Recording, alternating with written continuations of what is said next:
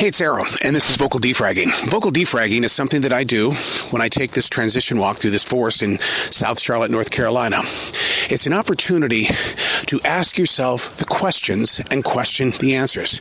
Be serious with me here, okay?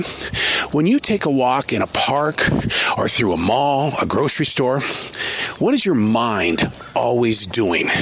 Is it thinking? Is it planning things out? Is it asking questions, but inside your mind you're coming up with answers and solutions? What would happen if you physically did something about it? Are you afraid of it? Ask the questions, question the answers. This is vocal defrag. Today, we're going to put focus on you being a rock in your stream. Streams, they've got banks. Streams have roots from trees. They've got things that really kind of get in the way of flow. In your own personal life, what gets in the way of your flow?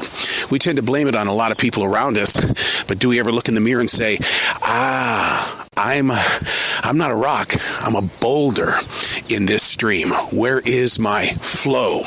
And I think that's one of the reasons why when I take these transition walks, what I'm doing is I'm learning how to flow through the processes of life. You didn't write the story. You may have participated with it. You may have set yourself up for things to unravel. But the thing is that you don't know where you're flowing.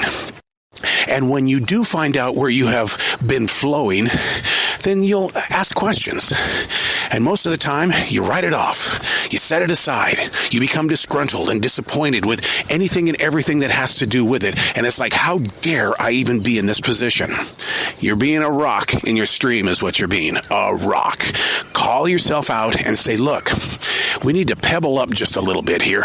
And we need to figure out why I have to get in the way of everything that I would like to do. Sure, we set other people up around us to be those rocks in the stream because you don't want to have just one rock. You want a kid to come by, pick it up, and throw it out there a little bit further. We don't want to do that. No, that's not a healthy way to find out who you are as a person. And when you take the time to ask yourself the questions and then question the answers, then you'll find out, how can I remove my rock self from this stream so I can flow forward?